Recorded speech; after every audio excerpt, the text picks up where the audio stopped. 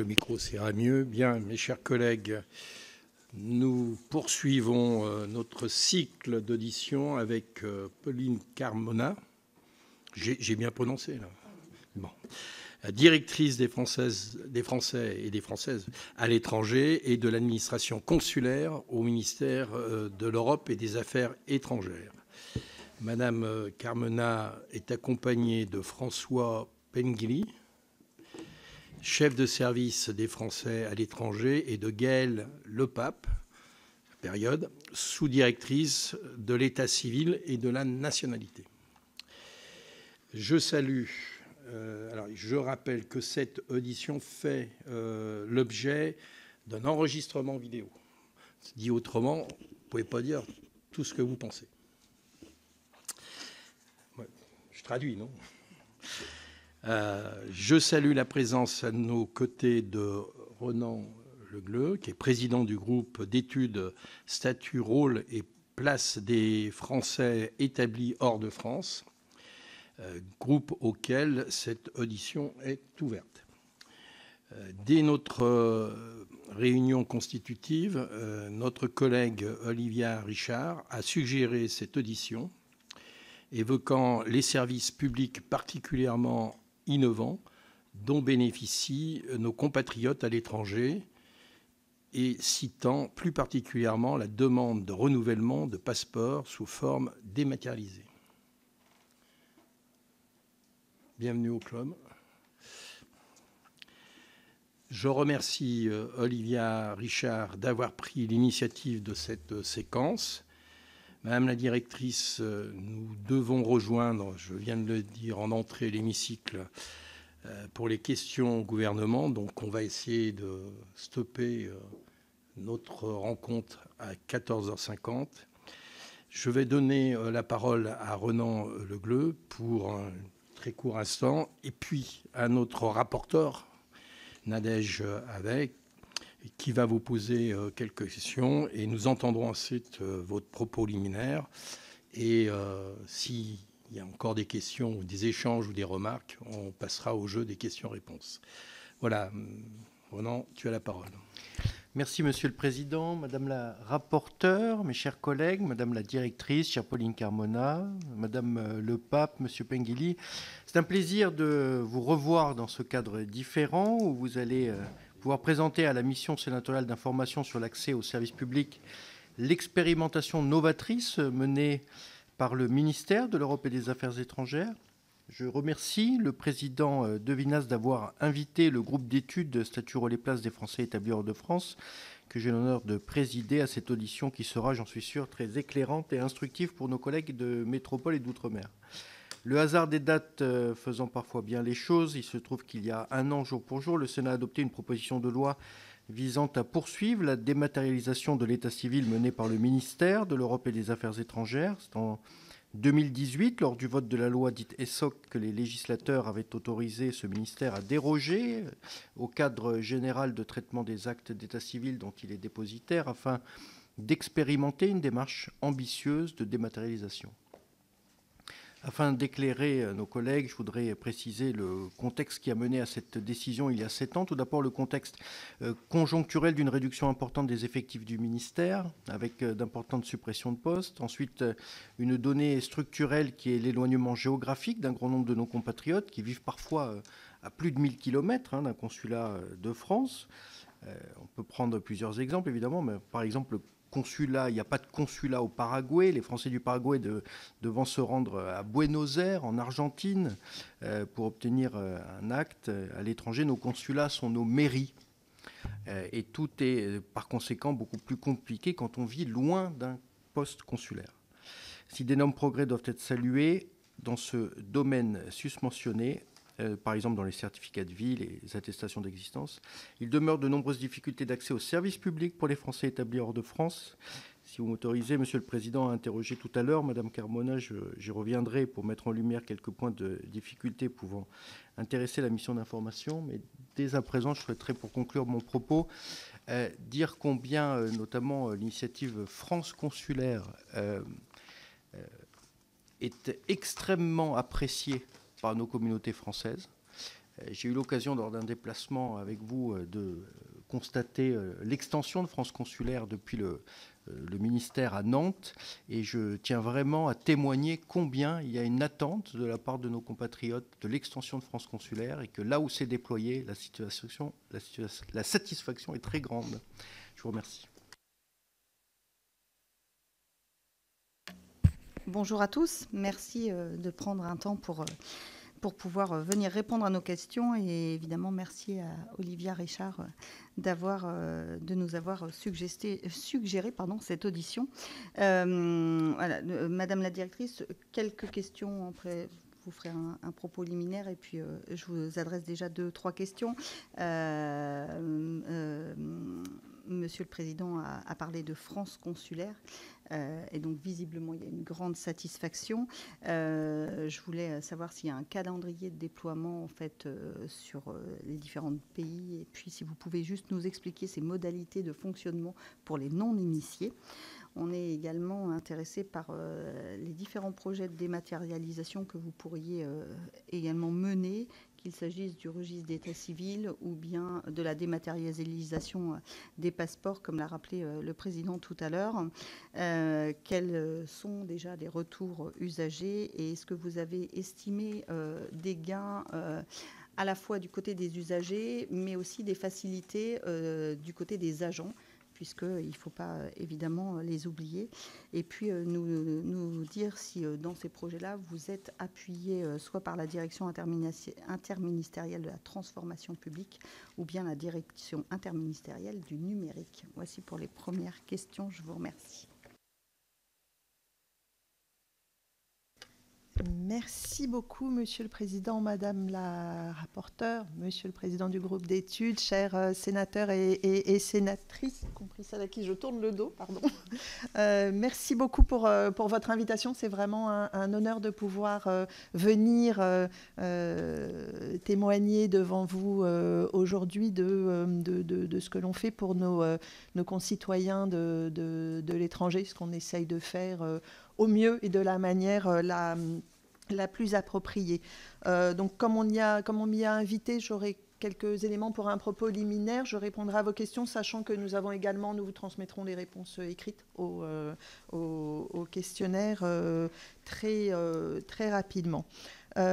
Donc pour rappeler le cadre, qui est que l'administration consulaire offre un service public, Ronan Le Gleut l'a rappelé, à nos concitoyens de l'étranger, aussi bien résidents que concitoyens de passage, en leur fournissant des services administratifs, titres d'identité et de voyage, procuration de vote, légalisation de documents, l'établissement ou la transcription des actes d'état civil intervenus à l'étranger, naissance, mariage, décès, la protection consulaire, assistance en cas d'urgence, visite aux détenus, la fourniture d'aide sociale et à la scolarité, ce qui est une spécificité française, et bien sûr l'organisation des scrutins à l'étranger.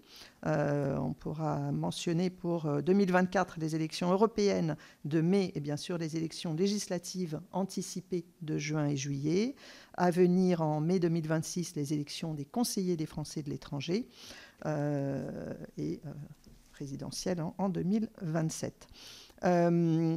La population française résidant à l'étranger augmente régulièrement chaque année.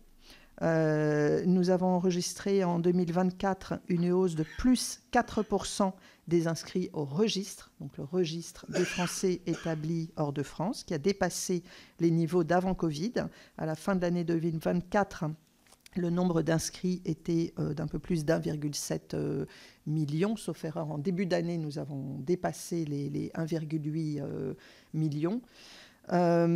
L'estimation totale, l'inscription n'étant pas obligatoire, on estime la réalité de la population des Français de l'étranger de l'ordre entre 2,5 et 3 millions, auxquels s'ajoutent, je l'ai mentionné précédemment, les Français de passage qui peuvent évidemment avoir besoin de recourir au consulat, soit pour des situations d'urgence, soit pour des situations qui ne sont pas vitales mais très problématiques, perte de papiers d'identité. Donc ils vont avoir besoin d'aller au consulat pour se faire délivrer un laissez-passer. passé.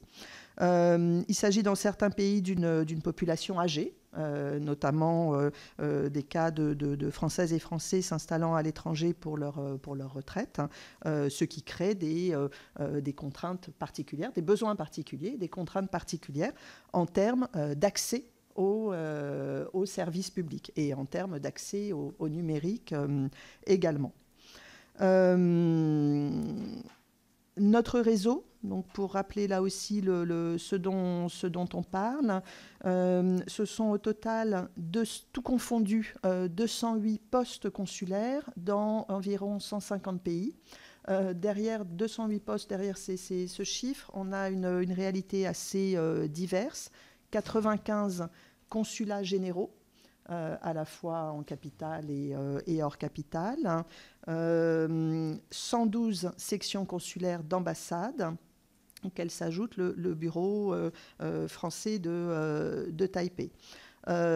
Au sein des consulats généraux, là aussi, derrière l'appellation, cela recouvre des réalités très diverses, puisque dans les 95 consulats généraux, nous avons 23 consulats généraux qui sont des postes consulaires d'influence, qui ont été, et dont, comme leur nom l'indique, la principale fonction est d'assurer la présence française dans un pays, mais hors de la capitale, avec des fonctions d'influence, influence culturelle, diplomatie économique, mais avec des fonctions consulaires qui sont réduites aux urgences et à l'organisation des élections lorsqu'il y en a. En termes d'activité, donc je mentionnais l'accroissement de la population inscrite.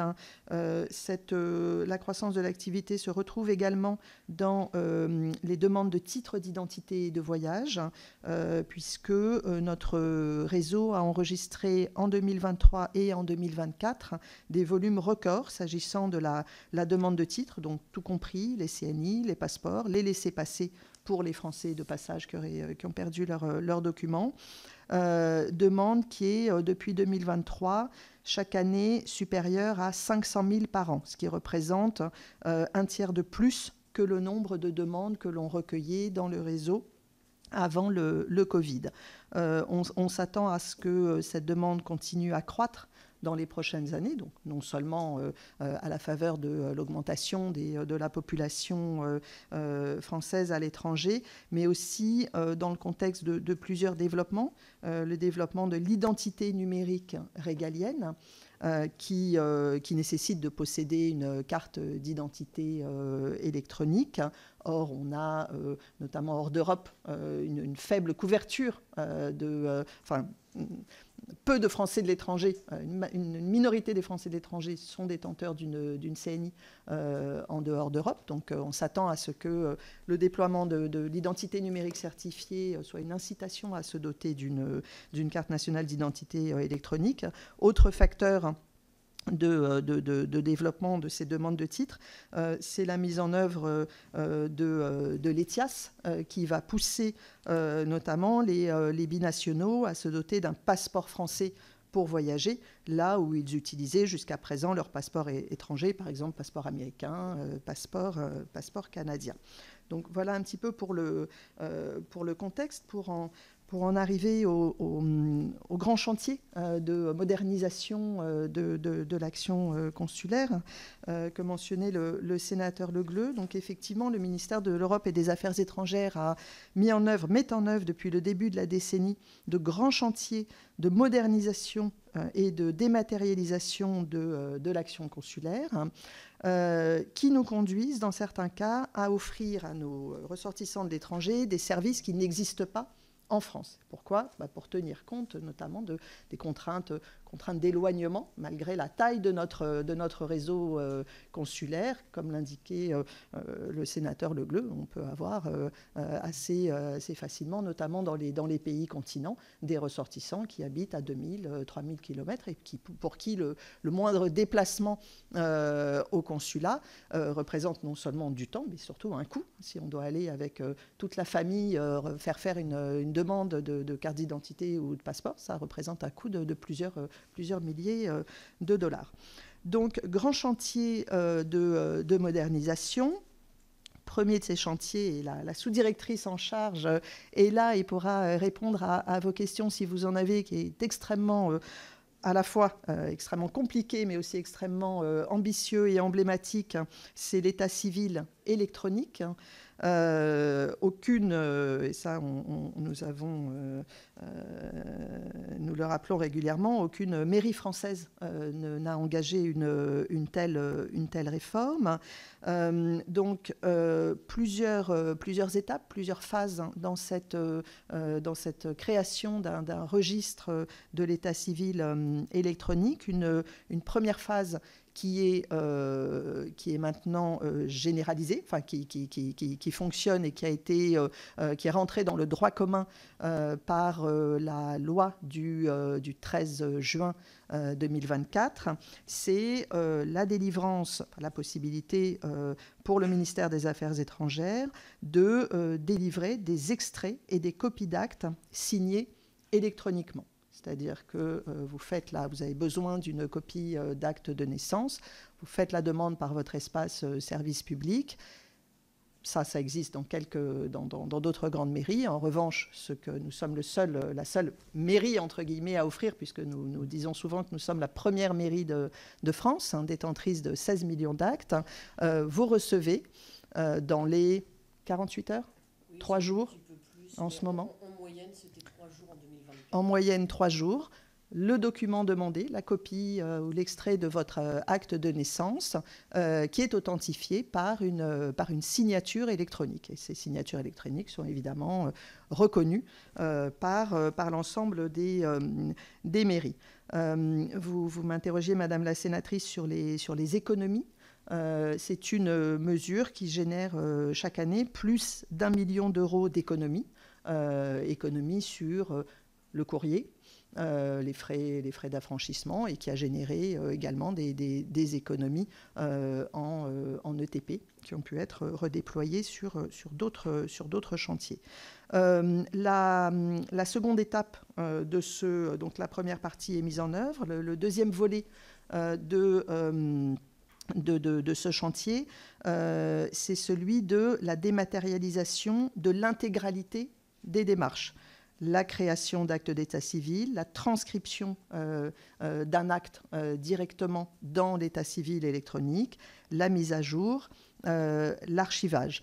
Très concrètement, ça veut dire, et on en revient à la contrainte pour nos ressortissants de devoir se déplacer au consulat. Très concrètement, un acte de naissance, enfin un Français a un enfant dont il souhaite faire transcrire l'acte de naissance dans l'état civil français.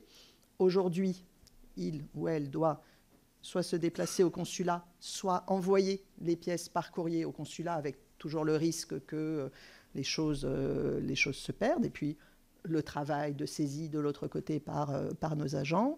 La dématérialisation veut dire que l'ensemble de la chaîne, de la demande jusqu'à la délivrance de l'acte, se fera de manière électronique, directement dans le registre électronique de l'état civil. Pour pouvoir faire cela, ça nécessite cette année et encore l'année prochaine de très importants développements informatiques.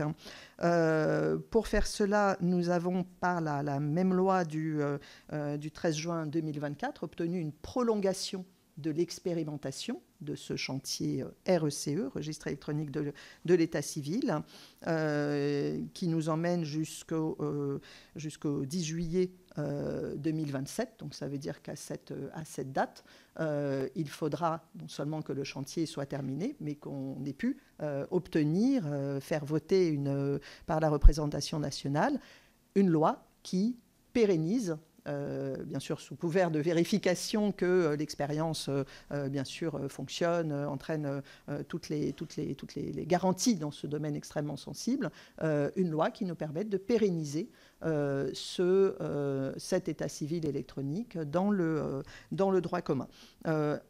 très concrètement, pour les premiers bénéfices pour les Français et pour nos postes, c'est la fin de l'année 2026 pour pouvoir avoir des premiers actes transcrits électroniquement par les usagers dans nos postes. Premier chantier. Deuxième chantier, le vote par Internet. Là aussi, nos concitoyens de l'étranger sont les seuls pour des élections nationales à pouvoir bénéficier de cette possibilité qui a été mise en œuvre pour la première fois en 2012, donc qui existe pour 2 scrutins, les conseillers, l'élection des conseillers des Français de l'étranger et les élections législatives.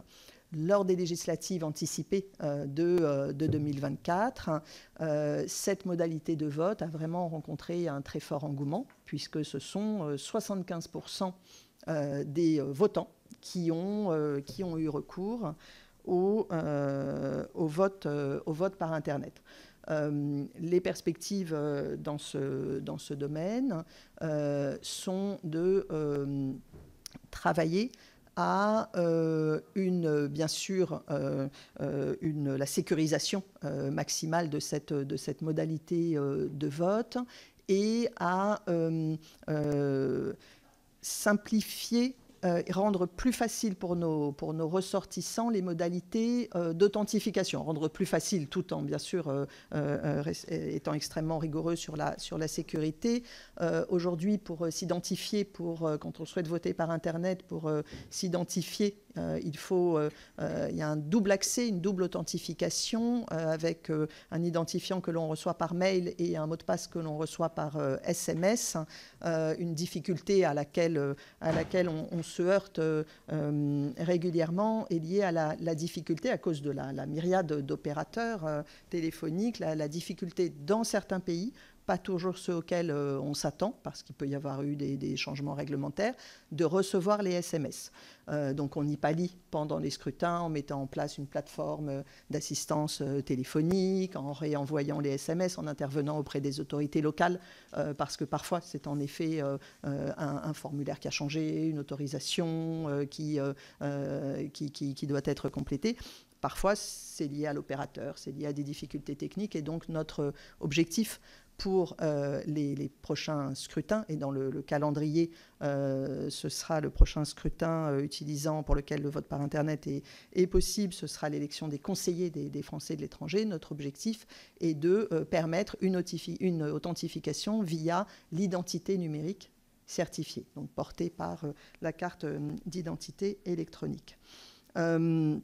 Troisième chantier, et vous l'avez mentionné, c'est l'expérimentation de renouvellement des passeports sans comparution, qui a été menée pendant 1 an dans 2 pays, le Canada et le Portugal, et qui donc permet donc aux Français majeurs qui ont besoin de faire renouveler un passeport de le faire dans le cadre d'un processus, d'une chaîne complètement à distance, c'est-à-dire sans passage au consulat, depuis l'introduction de la demande, le paiement, l'envoi des justificatifs, jusqu'à la réception du passeport à domicile. Cette expérimentation a duré 1 an, entre le 1er mars 2024 et le 28 février 2025. Elle a fait l'objet d'un rapport d'évaluation. Elle était encadrée par un décret en Conseil d'État, a fait l'objet d'un rapport d'évaluation des 2 inspections du ministère des Affaires étrangères et du ministère de l'Intérieur, qui ont recommandé, en tout cas se sont prononcés en faveur de la possibilité tout en améliorant certains aspects de la procédure qui est un petit peu lourde aujourd'hui, de poursuivre l'expérimentation, voire de l'étendre à de nouveaux pays. Et une réunion interministérielle au cabinet du Premier ministre a rendu un arbitrage sur la prolongation de l'expérimentation et l'ajout, donc au Canada et au Portugal, et l'ajout de 2 nouveaux pays qui seront l'Australie et l'Espagne. Donc nous sommes actuellement en lien avec le ministère de l'Intérieur, les équipes les rencontrent cet après-midi pour nous mettre d'accord sur le projet de décret en Conseil d'État. Quatrième grand chantier, il a été mentionné, c'est le service de réponse téléphonique France Consulaire. Donc là, ce n'est pas un service numérique, c'est au contraire voilà, le choix qu'il y a. Alors, qu'est-ce qui a présidé à la création d'un service téléphonique centralisé ? C'était le fait que je pense, la frustration, la plainte qui revenait tout le temps des Françaises et des Français de l'étranger était: on n'arrive pas à joindre nos consulats. On leur envoie des mails, ils ne répondent pas. Pourquoi ? Parce que lorsqu'il y a eu effectivement pendant plusieurs années des réductions d'effectifs dans l'ensemble du réseau, les priorités a été données aux fonctions les plus essentielles, à savoir au service de l'état civil, au service affaires sociales, au guichet, et souvent la réponse téléphonique, effectivement, soit n'était plus du tout assurée, soit était assurée par les agents qui le pouvaient, mais quand ils en avaient, la faculté parmi d'autres tâches. Donc la DFAE a réagi, a réfléchi au début en 2020-2021 sur la possibilité de centraliser cette réponse téléphonique, en se disant, après tout, peut-être qu'on peut décharger les postes de, en tout cas, toutes les questions qui sont des questions générales. De quoi ai-je besoin pour me faire une carte d'identité? Qu'est-ce qu'on doit mettre dans un dossier de bourse scolaire? Mon enfant est né, qu'est-ce que je dois faire pour qu'il soit inscrit dans l'état civil français? Donc, autant de questions qui nous semblaient très répétitives, très générales, et sur lesquelles on s'est dit on doit pouvoir décharger les postes et permettre à nos consulats de se concentrer sur vraiment des sujets individuels sur lesquels on n'a aucune valeur ajoutée depuis Paris, et c'est eux, par leurs contacts, qui ont la valeur ajoutée. On s'est aussi demandé, est-ce qu'on fait une réponse par mail, une réponse par site internet ou une réponse téléphonique? Et là, le choix a été fait dans le cadre du plan, alors du programme Service Public Plus, et notamment du plan téléphone de la fonction publique, de se dire on va faire le choix du contact humain, c'est-à-dire de la voix, même si c'est par téléphone. On part de l'idée que en fait, l'information est disponible, alors peut-être pas forcément toujours bien classée, forcément facilement accessible, mais l'information, elle est disponible sur nos sites Internet. Donc en fait, pourquoi est-ce que les gens appellent, écrivent? C'est parce qu'ils ont besoin d'entendre une voix leur dire oui, voilà les pièces, voilà les documents. Donc on a fait le choix de cette réponse téléphonique, et très concrètement, donc c'est effectivement un service de réponse téléphonique qui est organisé en deux niveaux. Un premier niveau qui est un niveau de téléconseiller, c'est une entreprise, l'entreprise Télétech qui organise cette réponse, qui est basée en France, et un niveau, ce qu'on appelle le niveau 2, qui sont des agents de la direction, qui sont en charge d'aider les téléconseillers pour les guider si jamais la réponse ne leur paraît pas claire, éventuellement de reprendre les appels si certains sont trop complexes, de faire le lien avec les consulats, c'est-à-dire qu'il peut y avoir un appel qui en fait va déboucher sur la personne aura eu tous ses renseignements, et puis à la fin la personne est prête et on l'oriente vers un rendez-vous en consulat. Donc c'est ce niveau 2 qui s'en occupe, ou qui peut adresser au consulat pour vérification d'une situation complexe particulière. Et puis surtout, ce niveau 2, et c'est tout l'énorme travail qu'il fournit en ce moment, prépare l'intégration des pays. C'est-à-dire que chaque pays, en fait, on fonctionne en intégrant les pays les uns après les autres, puisque avant d'intégrer un pays, enfin l'intégration se fait sur la base de la constitution d'une base de données. Une base de données questions-réponses, un menu déroulant très bien fait qui va permettre aux téléconseillers de répondre. D'un pays à l'autre, les réponses vont être différentes parce que l'état civil est différent, parce que le contexte est différent, les horaires ne sont pas les mêmes. Voilà. Donc en fait, pour l'intégration de chaque pays demande 2 mois de travail pour préparer, en lien avec notre consulat, la préparation de la base de données questions-réponses. Nous avons eu donc aujourd'hui, donc Service France Consulaire a commencé en 2021. Il couvre depuis hier 115 pays, puisqu'on a eu 6 pays intégrés hier. Ça correspond à 71% des Français de l'étranger. Et l'objectif est d'intégrer le monde entier à la fin 2025. Donc, ce qui suppose... alors, c'est un service qui ne fonctionne pas 24 heures sur 24. Hein, ça ne duplique pas le centre de crise et de soutien. Ça n'est pas un service d'urgence qui fonctionnait à l'origine de 9 heures à 17 heures, avec l'extension sur des fuseaux horaires sur des zones plus éloignées, et donc des fuseaux horaires plus éloignés. Le service fonctionne aujourd'hui de 8h à 17h et à la fin 2025, les bornes horaires seront 7h, 22h pour pouvoir couvrir les zones les plus éloignées, à savoir l'Extrême-Orient d'un côté et l'ouest du continent américain de l'autre. C'est effectivement un service qui offre une très grande satisfaction puisque depuis le début, le taux de satisfaction global est supérieur à 90% et reste supérieur à 90% malgré,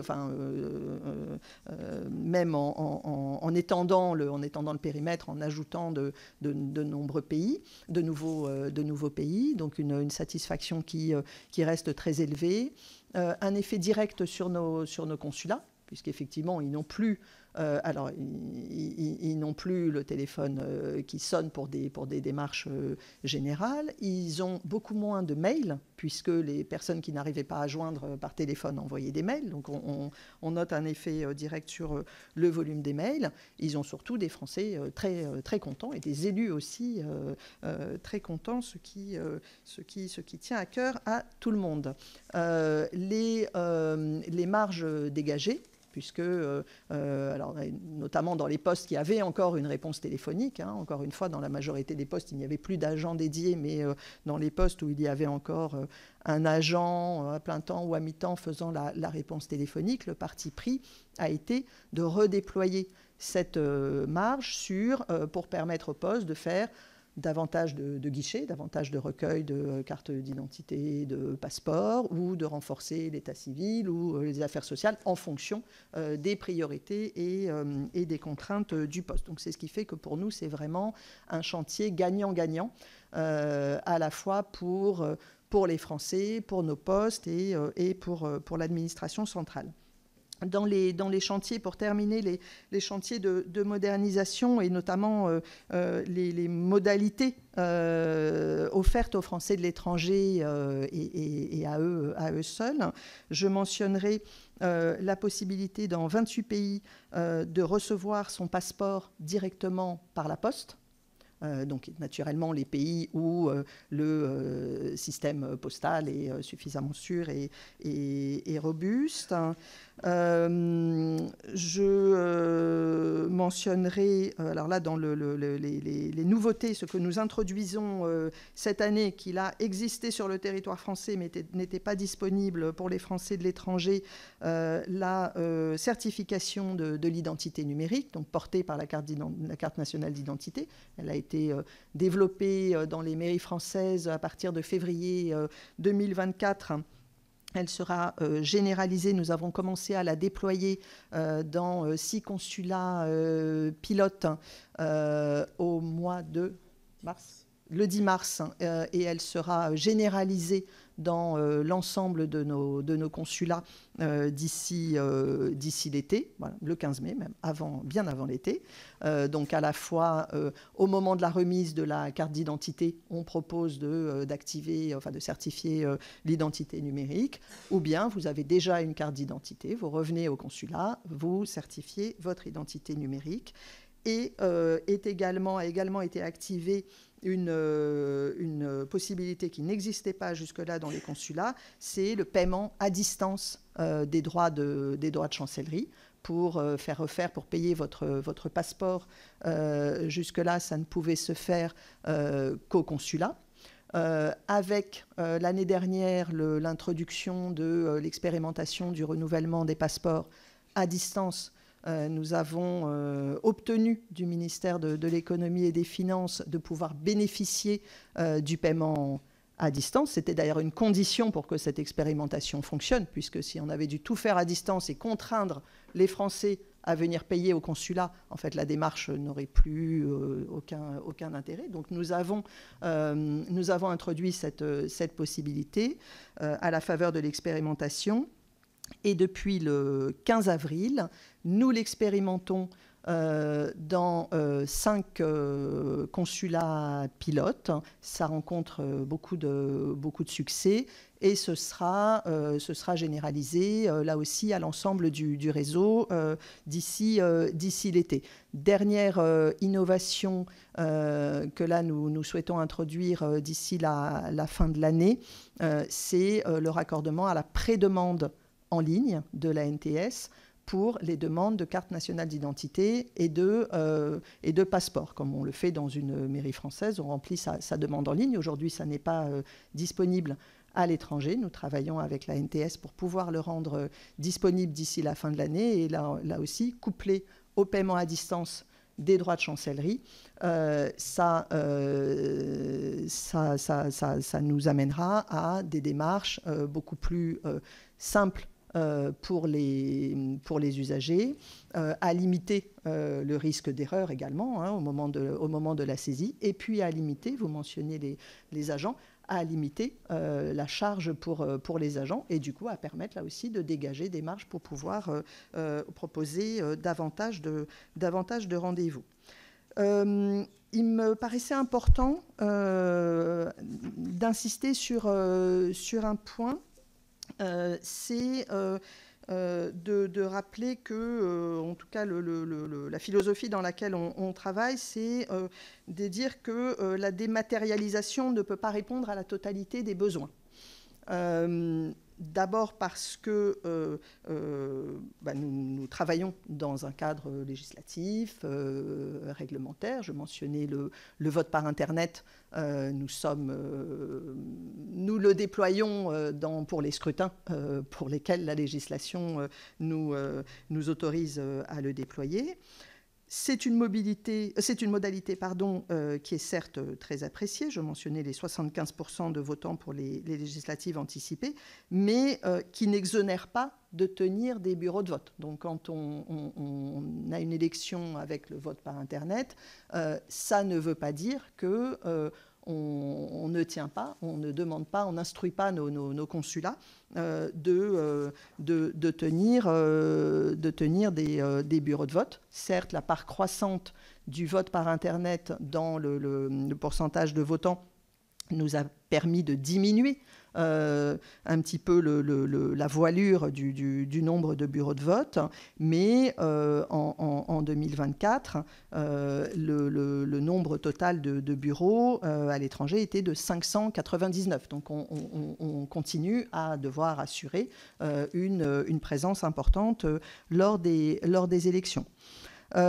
Sur les titres d'identité et de voyage, là aussi, nous saluons vraiment tout ce qui est fait, l'expérimentation pour le renouvellement des passeports sans comparution.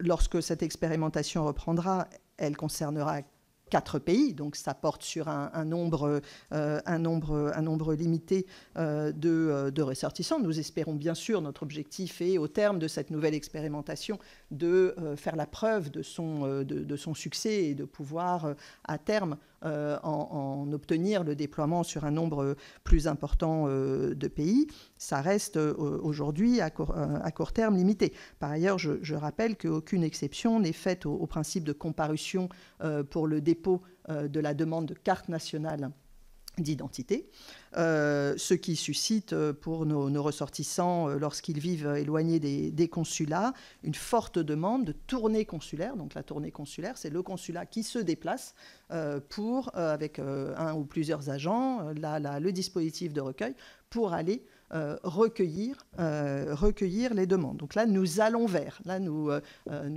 éloignons pas de nos concitoyens, nous allons vers eux. En ce qui concerne la remise des titres, donc je mentionnais la possibilité pour les passeports, dans le cadre d'un arrêté pris avec le ministère de l'Intérieur, de les renvoyer directement par voie postale. C'est une facilité très appréciée, mais là encore, ça concerne aujourd'hui 28 pays. Et aucune possibilité n'existe pour les cartes nationales d'identité. Le facteur sécurité et lutte contre la fraude étant jugé trop important, enfin absolument par le ministère de l'Intérieur comme ne permettant pas de prendre ce risque d'un envoi postal.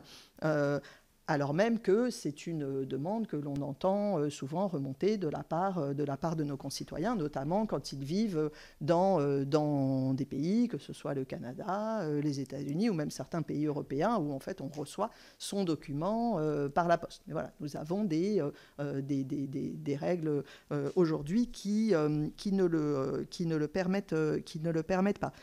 Je mentionnerai un point parce que je m'adresse à des élus, un point qui nous tient particulièrement à cœur, où là, pour nous, il y a un vrai enjeu en termes de dématérialisation, c'est la question de la dématérialisation de la propagande électorale.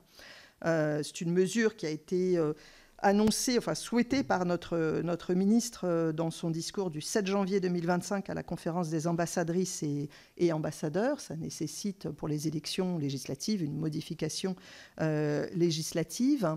Pour nous, ça représente une nécessité parce qu'aujourd'hui, l'envoi de la propagande papier aux électeurs, donc aux quasiment 7 millions de Français inscrits sur la liste électorale, représente pour chaque tour d'une législative un coût de 2 millions d'euros. Bon, c'est beaucoup, c'est un bilan carbone important, et surtout c'est en pure perte, puisque vu à la fois les délais et l'éloignement et l'aléa postal, en fait, dans la quasi-totalité des cas, cette propagande n'arrive pas à temps dans les boîtes aux lettres des électeurs à l'étranger. Donc nous, en termes de dématérialisation, voilà une chose à laquelle on tiendrait beaucoup. Peut-être juste pour terminer, je mentionnais le fait que la dématérialisation ne peut pas répondre à tout, pour insister sur le fait que l'action consulaire, c'est d'abord et avant tout une action de proximité. C'est celle qui est opérée par les consulats, et nos sénateurs et sénatrices des Français de l'étranger les connaissent très bien et vont régulièrement au contact. Et nous, ce qu'on sent, c'est vraiment, ce qu'on entend, c'est vraiment un besoin de proximité qui est très largement mis en avant, avec des consulats qui jouent de fait un peu le rôle de maison France Service pour nos ressortissants. C'est ce qui nous a conduit à consacrer l'intégralité des créations de postes que le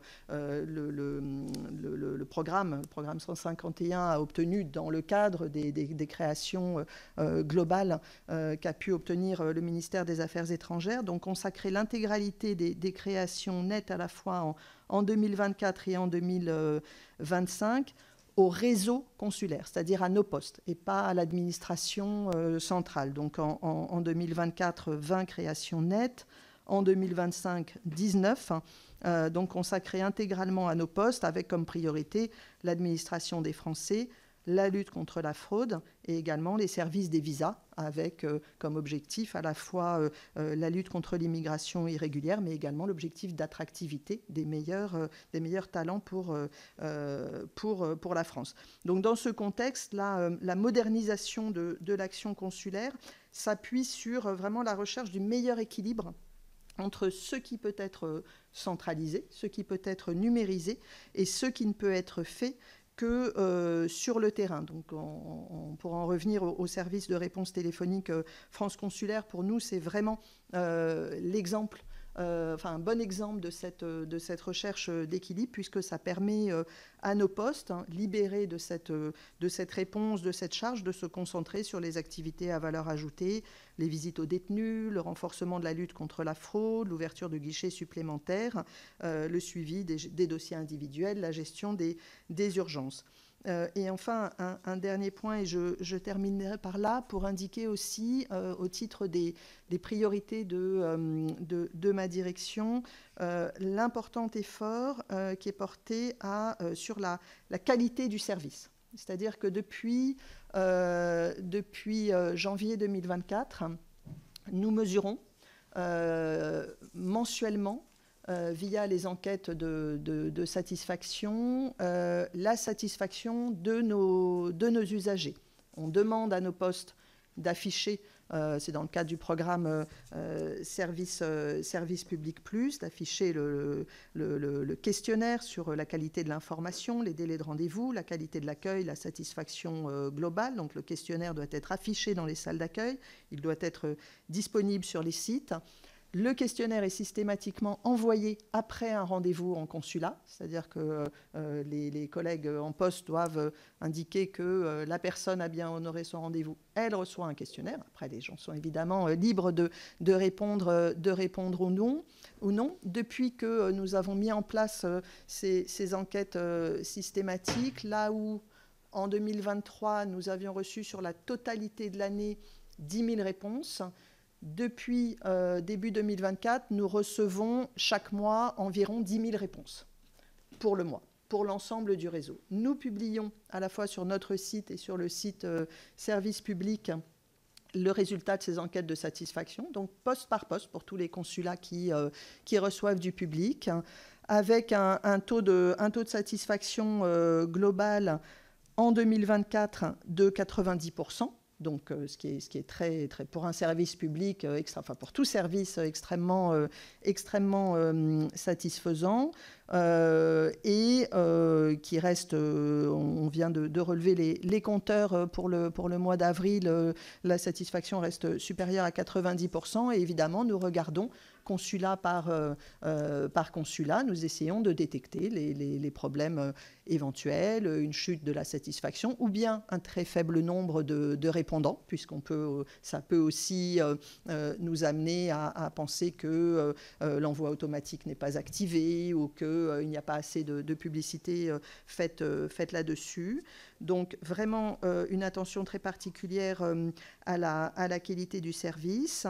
Et puis l'engagement depuis la fin de l'année 2024, en partenariat avec le ministère de la fonction publique, avec la DITP, délégation interministérielle à la transformation publique, pour organiser des missions dans les postes, des missions qu'on appelle excellence consulaire, pour travailler sur l'organisation, les processus, regarder si le nombre de guichets ouverts correspond bien à la demande, si le maximum est fait en termes de rationalisation de l'organisation, de productivité, si on peut mieux organiser et libérer et utiliser le temps libéré pour ouvrir un guichet supplémentaire, on le fait. Ou au contraire, si ça nous amène à réaliser qu'un poste en fait n'arrive pas à répondre à la demande, même après avoir fait tous les efforts de productivité, ça peut nous amener justement à repérer et à objectiver plus finement un poste en souffrance parce que la population, on est dans un pays où la population française croît très rapidement, où il y a des difficultés particulières. Donc ça, pour nous, c'est une priorité, travailler sur l'excellence consulaire, sur la diffusion des bonnes pratiques dans l'ensemble du réseau. Pas seulement bonnes pratiques venant de l'administration centrale, mais identification de tout ce qui vient de nos postes, de nos consulats. Il y a énormément d'intelligence et d'innovation dans nos postes pour pouvoir le diffuser, le proposer à l'ensemble de notre réseau et vraiment toujours travailler vers un service public de qualité et libérer du temps pour nos collègues en poste. Merci beaucoup. Madame Carmona, merci beaucoup de cette présentation que j'ai trouvée claire et avec un déroulé très cohérent. Merci. Olivia. Merci, Monsieur le Président. Madame la Directrice, merci pour cet exposé très complet et très convaincant. Je suis très heureuse que cette mission d'information ait l'occasion d'en apprendre davantage sur le service public qui est offert aux Français à l'étranger et qui est quand même très innovant et très unique. Permettez-moi d'apporter une toute petite correction à ce que vous avez dit sur le vote par Internet qui existe depuis 2003 et non pas 2012, c'est pour les députés depuis 2012, mais avant cela, les conseillers à l'AFE, il y avait un seul échelon à l'époque, votaient déjà par Internet. Donc ça fait plus de 20 ans. On est très précurseurs. Au sujet des élections, j'apprends avec enthousiasme que France Identité pourrait permettre aux électeurs désirant voter par Internet de s'authentifier dès les prochaines consulaires. Vous êtes optimiste sur ça? Ce serait remarquable si c'était possible aussi rapidement. J'avais, autre point, eu l'occasion la semaine dernière d'évoquer une dématérialisation heureuse pour les Français de l'étranger. Évidemment, c'est un tableau un peu optimiste. Peut-être certains de nos compatriotes qui n'ont pas une grande agilité avec l'outil numérique se sentent exclus ou ne possédant pas les moyens pour maîtriser l'intégralité des procédures. Quelle réponse l'administration consulaire a-t-elle pu apporter à ces gens? Et ensuite, pour vous dire que la semaine dernière, cette mission et sa rapporteure a auditionné l'Agence nationale de la cohésion des territoires, qui donc pilote les maisons France Service que vous avez évoquées. Et ça m'a interrogée sur la pertinence qui pourrait être réelle de développer une maison France Service à l'occasion du retour en France. Tous les représentants des Français de l'étranger savent à quel point la question du retour est difficile. Le ministère, et à travers vous, a eu l'occasion de dire à plusieurs reprises qu'il était difficile de réunir les compétences qui appartiennent à d'autres administrations, et on l'entend tout à fait. Mais le modèle des maisons France Service pourrait peut-être être utilement inspirant pour permettre à nos compatriotes d'avoir un guichet unique, même dématérialisé, qui regroupe toutes ces compétences-là et qui pourrait permettre d'apporter une réponse très attendue à cette question du retour qui est vraiment très complexe et qui doit s'anticiper dès même l'arrivée dans le pays. Peu de nos compatriotes ont conscience de ça et ça mériterait un petit peu d'information et de communication. Merci beaucoup. Je vais demander à Mathilde et puis après Mélanie. Merci.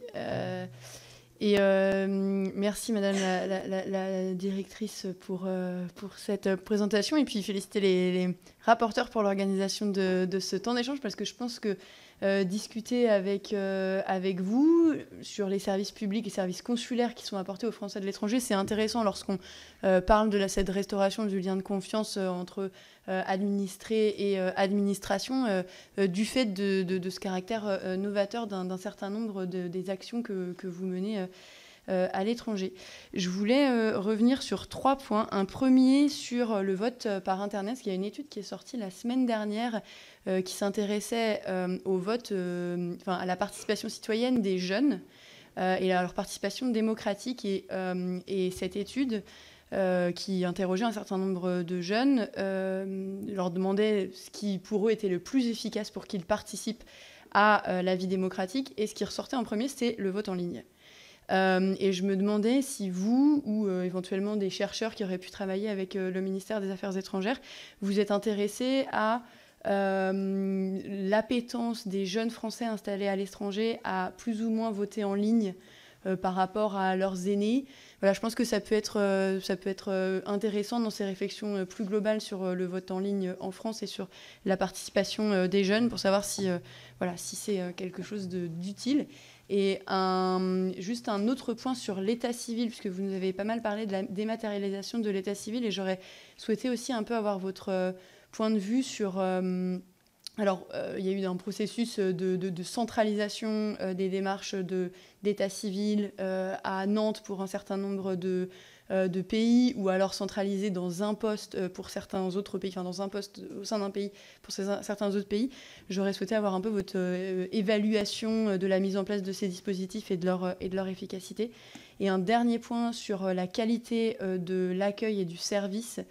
En fonction des postes, il y a des demandes de rendez-vous qui peuvent être de 20, 30, 40 minutes en fonction des postes pour prendre les passeports, cartes d'identité. J'ai pas en tête combien de temps en France,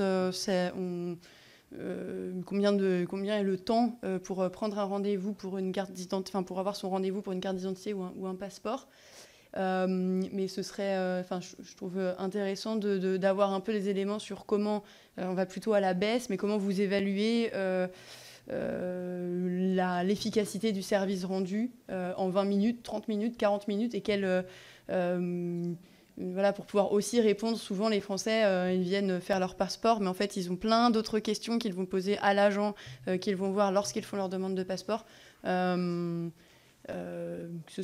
Comment vous évaluez ces évolutions? Mélanie? Oui, merci beaucoup. Je serai courte.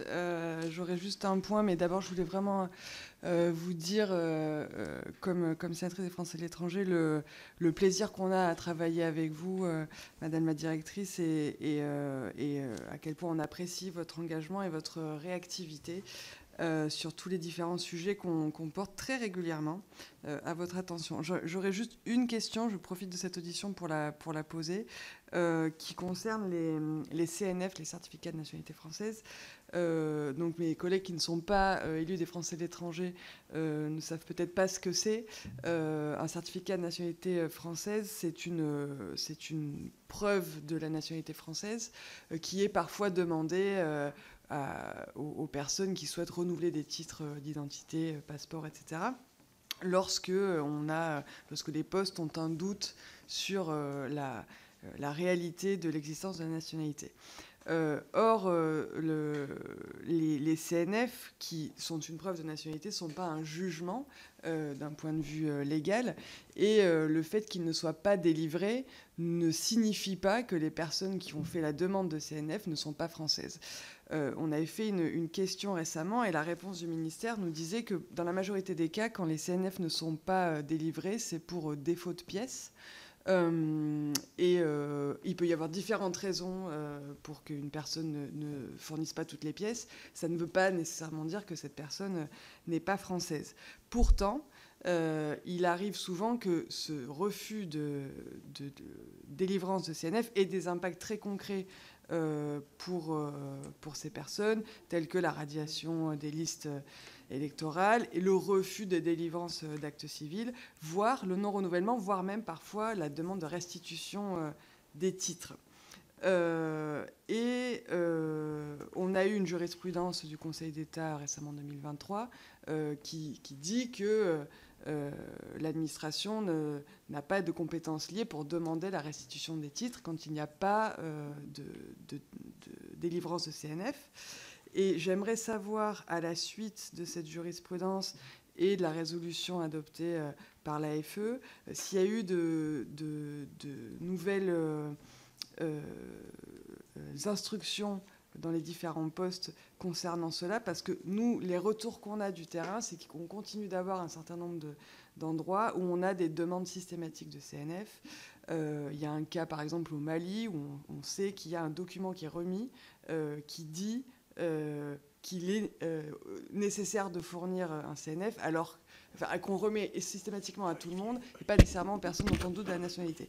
Et donc voilà, j'aimerais savoir s'il y a eu de nouvelles instructions au poste. Je vois que vous voyez très bien de quoi je parle, donc je vous remercie par avance de la réponse. Merci. On va prendre Olivier. Oui, merci pour votre présentation, vos efforts et vos progrès, puisque nous les apprécions tous, bien évidemment. Il y a quelque chose qui n'apparaît peut-être pas tout à fait, mais qui est important pour les activités. C'est, vous l'avez dit, bon, il y a le nombre des visites, mais nos consulats ont un rôle aussi parfois d'assistance sociale. Et ça, c'est quelque chose qui n'est pas du tout apprécié dans les statistiques telles qu'elles nous sont communiquées pour le budget. Et j'aimerais savoir si vous avez justement une étude dans le domaine qui vous permet de prendre en compte le nombre de visites, parce que quand un cas social, c'est pas un renouvellement de carte d'identité. Et on voit, j'étais au consulat général à Barcelone lundi, et j'ai pu mesurer l'impact que cela avait sur les services. Donc c'est la première question. Le fait, effectivement, en termes de nombre de volumes, parce que bien souvent, on regarde le budget des consulats en disant c'est pour les Français de l'étranger. D'ailleurs, c'est le programme Français à l'étranger, mais une bonne partie, c'est aussi pour des touristes français qui viennent, vous l'avez mentionné, et savoir quel est le pourcentage en fait en termes de nombre de demandes, puisque là par exemple sur Barcelone, il me disait que c'était 4 à 5 vols de passeports par jour pendant l'été, donc c'est 4 à 5 laissez-passer. Et puis il y a quelque chose qui me semble important, c'est l'intelligence artificielle qui arrive aujourd'hui, puisqu'en fait on fonctionne, c'est assez marrant d'ailleurs, on fonctionne toujours avec la personne doit se déplacer vers l'administration. Mais on n'anticipe pas le fait qu'on sait très bien que la personne va avoir besoin de renouveler son passeport, de renouveler son inscription consulaire. Pourquoi est-ce qu'on attend que la personne vienne vers l'administration? Parce que en faisant ça, en fait, on vous met des goulots d'étranglement. Les gens se réveillent toujours au dernier moment et du coup, on a des goulots d'étranglement, ce qui pose des problèmes dans le fonctionnement. Donc, est-ce que vous anticipez justement ces nouvelles facilités pour faire évoluer justement ce service public? Merci. Marie-Lise. D'abord, je voudrais vous remercier pour votre exposé, c'est vraiment très clair. Et moi, je ne connais pas du tout les Français de l'étranger, mais j'ai l'impression que vous avez vraiment une longueur d'avance dans tout ce qui est dématérialisation. Et même en tout ce qui est démarche qualité. C'est la première fois que j'entends dire qu'il y a des enquêtes de satisfaction. Enfin, dans les mairies, on n'a pas d'enquête de satisfaction et je pense que ça pourrait être très utile. Et donc, ma question est un peu de savoir, est-ce que votre exemple au ministère des Affaires étrangères est suivi et est-ce que vous pensez qu'on pourrait espérer en France pouvoir bénéficier de ce dont vous nous avez parlé, c'est-à-dire de l'état civil électronique, quand on demande une copie d'un acte, moi je l'ai fait il n'y a pas longtemps, ça a mis 15 jours avant d'arriver, et également la dématérialisation pour tout ce qui est création d'actes, voilà. Et parce que ce que vous avez fait, puisque ça a l'air de fonctionner, même si encore les parties expérimentales, est-ce que ça pourrait être démultiplié à l'échelon de la France? Merci. Ronan. Oui, merci Monsieur le Président. Juste une question pour avoir un point de situation sur les permis de conduire. La situation en cas de perte, de renouvellement, de nouveaux formats de permis de conduire pour les Français de l'étranger. Merci. Madame la directrice, a priori, à moins qu'il y ait... Vous avez la parole. Merci. Merci beaucoup. Merci pour vos questions et pour votre intérêt. Pour prendre les questions dans l'ordre. Donc, la sénatrice Richard, votre nouvelle modalité d'authentification par l'identité numérique certifiée dès les consulaires de 2026, c'est ce que nous visons. Donc c'est dans le nouveau marché que nous avons signé avec le prestataire en août 2024, donc qui est la société Voxali DocaPost, celle avec qui on fonctionnait précédemment. Donc donc c'est l'objectif qui leur est fixé, sur lequel on travaille. Bien sûr, pour que cette solution soit utilisée, il faudra qu'elle soit homologuée sur la base de tests. On fait toujours des tests grandeur nature, puisque ce sera une nouvelle solution. Donc on aura besoin de la tester au moins 2 fois avant les élections, d'avoir l'avis de l'expert indépendant, d'avoir l'avis de l'ANSSI, bien sûr, et en fonction de tous ces éléments, sous ma responsabilité, je déciderai d'homologuer ou non cette solution. Mais c'est bien l'objectif que nous visons. Et ça suppose aussi, oui, d'avoir suffisamment de volume d'identités numériques certifiées. Comme je l'indiquais, on l'a lancé mi-mars. On n'a pas un engouement très important pour l'instant chez nos Français de l'étranger. Je pense qu'ils ne réalisent pas encore ce que ça peut leur apporter. Ça pourra leur apporter cette authentification beaucoup plus simple, et puis ça permettra la procuration de vote dématérialisée. Et ça, aujourd'hui, ça doit se faire en personne au consulat ou auprès d'un consul honoraire s'il est français, ou lors de tournées consulaires. Ça a représenté une charge très importante lors des européennes, et encore plus lors des élections législatives. Donc ça, on comptera aussi sur vous pour bien expliquer à nos ressortissants pourquoi c'est important de faire dès maintenant certifier son identité et pas de se précipiter 3 jours avant les élections en se disant « Tiens, ça va servir à quelque chose ». Mais je sais que je pourrai compter sur vous.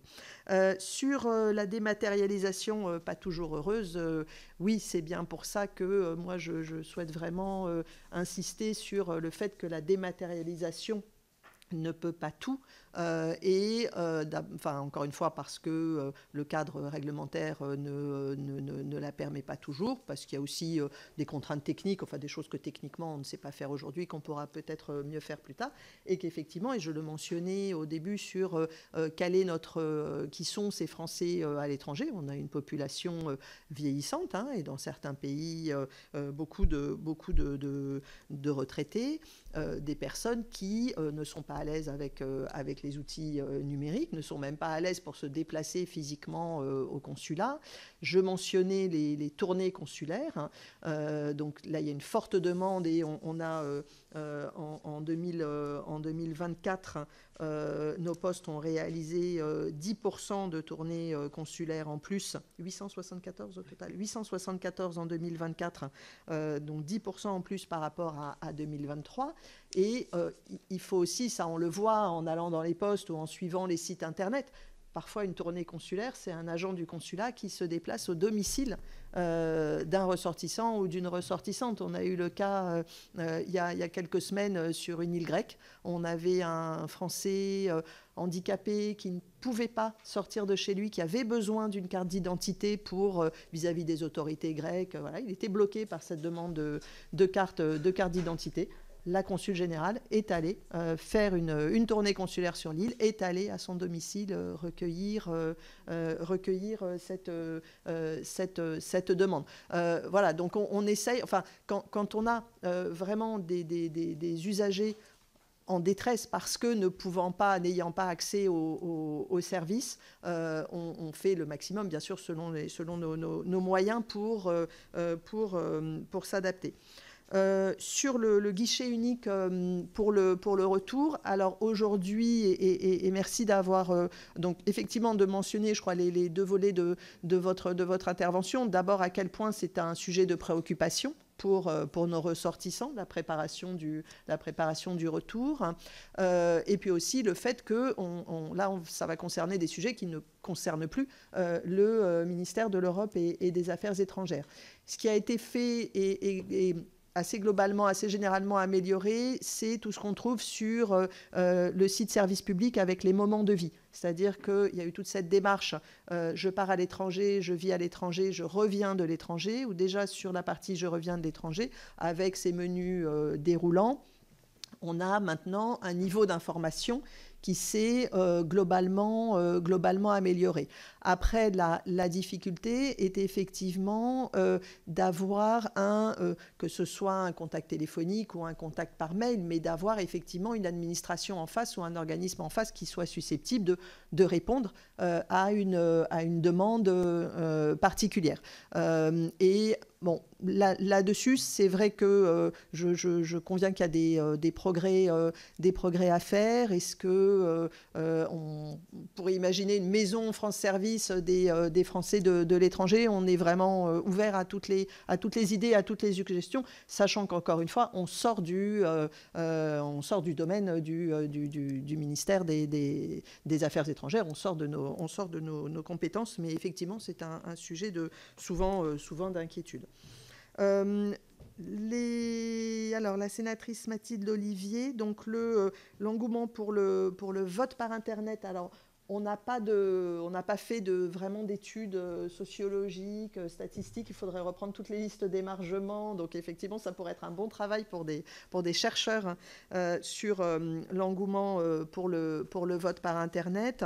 Ce qu'on constate quand on voit les taux d'utilisation du VPI, c'est qu'il est particulièrement fort dans les grandes capitales. Il est fort à Berlin, il est fort à Singapour, il est fort à Montréal. Donc on se dit, on a l'intuition, nous, que le vote par Internet permet d'amener au vote des populations qui en fait auraient pu se déplacer au consulat parce qu'il y avait un bureau de vote vraiment pas très loin, qui ne le font pas d'habitude et qui ont été amenés à voter parce qu'il y avait cette innovation. C'est une intuition que nous avons, et c'est vrai que dans les taux de participation aux législatives, entre 2012 et 2024, la participation à l'étranger est passée de 21% à 37%. Notre intuition, c'est que ça n'est pas seulement un report du vote à l'urne vers le vote par Internet, mais que le vote par Internet a joué un rôle pour amener au vote des populations qui sinon n'auraient pas voté. Mais encore une fois, nous n'avons pas, je ne peux pas vous répondre scientifiquement, mais ça pourrait être en effet un travail intéressant pour des chercheurs. Sur l'état civil, je laisserai Gaël Lepape revenir sur les retours sur les expériences de centralisation, effectivement, au sein d'un même pays ou à Nantes pour, comme elle vous l'expliquera, des contextes et des pays très, très particuliers. Sur l'accueil au guichet. Alors, je ne sais pas ce qui se fait, enfin, quelle est la durée en France. La moyenne aujourd'hui l'instruction que nous envoyons au consulat, ça a fait l'objet d'une instruction récente, c'est de ne pas dépasser 20 minutes pour un rendez-vous au consulat, permettant d'enregistrer la demande carte d'identité, passeport, et de réaliser l'inscription. Donc systématiquement, d'indiquer à la personne que, sauf objection, nous allons l'inscrire au registre. Donc c'est l'objectif, c'est la ligne que l'on a fixée à nos postes, sachant qu'avec l'introduction de la prédemande, en fait, le rattachement à la prédemande ANTS à la fin de l'année, le temps de guichet pourra être réduit, puisque en fait, les données auront déjà été saisies, auront déjà été vérifiées. Et donc, comme on le voit en mairie, en fait, on relie ensemble que les données sont bonnes. Le timbre aura été payé à l'avance pour un passeport. Donc, on s'attend à ce que ça permette de réduire encore davantage. On attend de voir, on verra en fonction de comment ça se passe dans les postes, sachant qu'effectivement, comme vous le soulignez, il y a un volet social. On a des ressortissants qui maîtrisent mal le français, on a des ressortissants qui en profitent pour poser d'autres questions, et ça, les agents dans les consulats, ils sont très, très attachés Donc, on ne veut pas non plus trop brusquer et aller vers des rythmes qui suppriment ce lien social. Sénatrice Mélanie Vogel sur les CNF. Alors, je donnerai un premier élément de réponse, mais là aussi, je laisserai Gaël Lepape compléter pour confirmer qu'effectivement, nous avons adressé à nos postes en décembre 2024 de nouvelles instructions. Qui consiste, et justement, notamment dans le contexte que vous indiquiez, avec le risque de se voir opposer un refus de CNF pour dossier incomplet. En fait, ce qui est demandé au poste, c'est de ne demander un CNF, de ne demander aux usagers d'aller solliciter un CNF qu'en dernier recours. Et notamment en cas d'éléments de possession d'État, c'est-à-dire que la personne a déjà eu une carte d'identité, a déjà eu un passeport, dans ces cas-là, la demande de CNF doit être l'exception. Et qu'en l'absence de possession d'État, de tout élément de rattachement, là aussi, c'est à nos postes de poser des questions, d'essayer de trouver le maximum d'éléments qui vont permettre d'éviter de demander un CNF. Donc ça, ce sont les instructions. Sur la demande systématique que vous indiquiez, mais là aussi, Gaël Lepape pourra répondre. Peut-être que c'est dans le cadre d'une naturalisation par mariage, puisque là, dans ce cas-là, la sous-direction de la nationalité française du ministère de l'Intérieur a effectivement une exigence spécifique.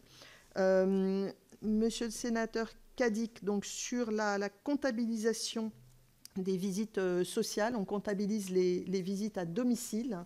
On pourra, je n'ai pas le chiffre global sous les yeux, mais nous pourrons vous mettre ça, rajouter cela dans le questionnaire. Ça a effectivement un fort impact, comme les tournées consulaires, puisque quand on fait une visite en dehors du consulat, on n'est plus au consulat. Et puis ça se prépare. Sur les touristes assistés,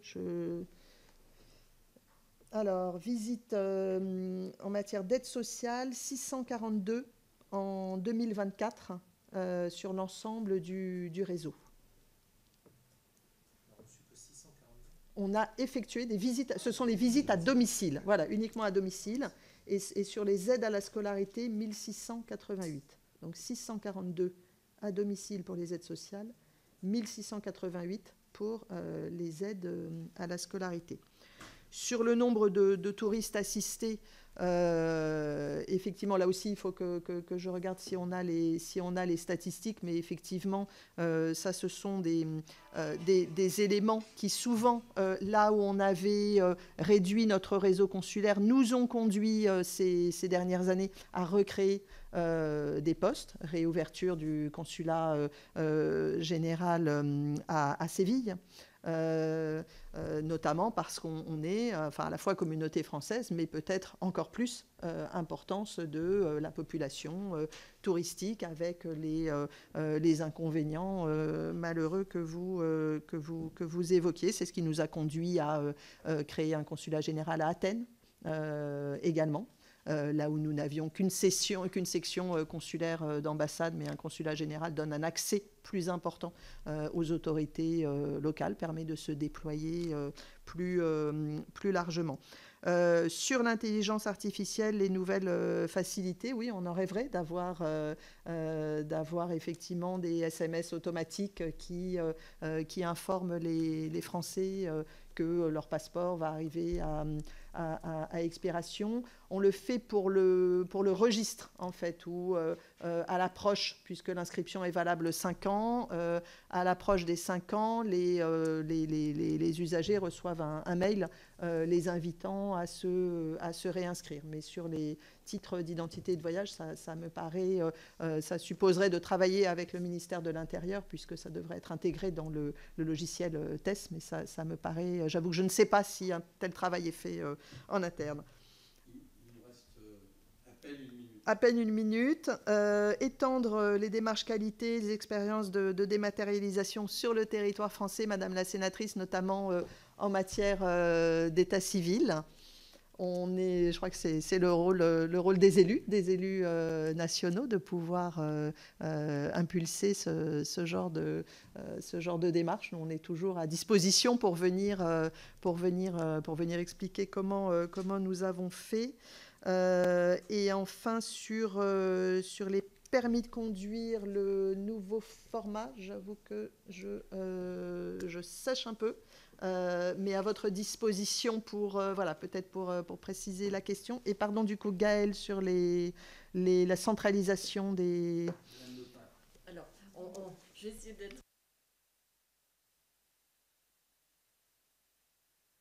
Effectivement, différents dispositifs de centralisation qui existent dans les pays à réseau, je pense notamment à Berlin ou à Washington et Los Angeles aux États-Unis. Et à Nantes, effectivement, il y a une centralisation qui est effectuée pour 3 zones géographiques en matière de transcription des actes de naissance établis, enfin naissance, mariage, décès, établis par des autorités locales.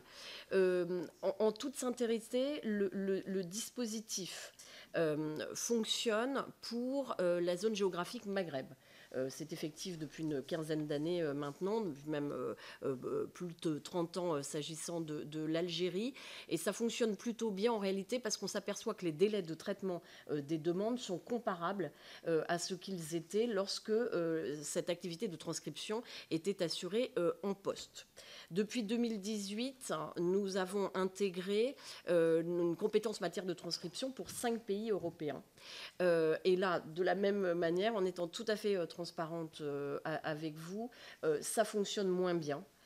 Pour 2 raisons. Les délais de traitement se sont allongés et ça représente aussi un coût supplémentaire pour l'usager puisqu'il doit correspondre en papier en envoyant des dossiers à Nantes, ce qui n'était pas fait auparavant lorsqu'ils avaient la possibilité de se présenter au guichet.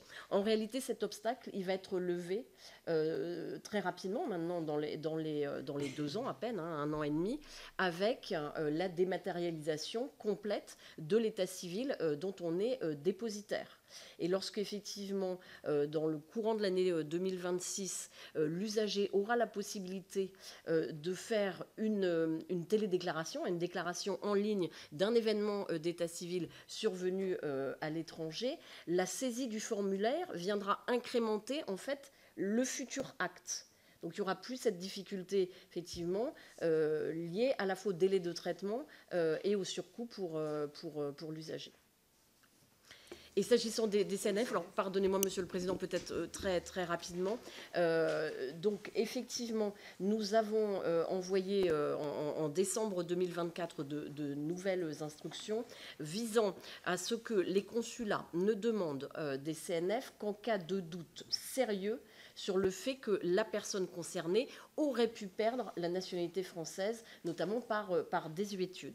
Nos instructions précédentes dataient d'il y a 1 an et demi. Elles étaient relativement, trop générales pour être effectivement appliquées avec discernement, je pense, par nos postes consulaires. S'agissant peut-être de la demande systématique, elle peut être liée effectivement à une démarche d'acquisition de nationalité par mariage, au titre de l'article 21.2 du Code civil.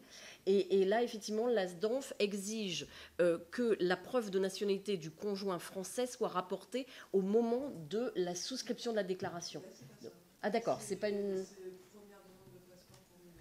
Alors, dans ces cas-là, ce que l'on a précisé aussi dans notre note d'instruction du mois de décembre 2024, c'est de ne pas hésiter à nous faire remonter des demandes qui vous sembleraient voilà, ne pas devoir être faites de CNF, sachant que du côté du ministère de la Justice et du TJ de Paris, du Bureau de nationalité, il y a aussi un certain nombre de démarches qui sont effectuées de manière à ce que l'on appelle les refus techniques, c'est-à-dire pour défaut de pièces, soit en voie de disparition, avec notamment un dialogue plus nourri avec l'usager.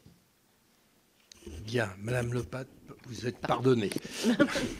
Bon, écoutez, je voudrais vous remercier, Madame Carmona, Monsieur Penghi et Madame Le Pape, de nous avoir accordé de votre temps et merci de votre éclairage.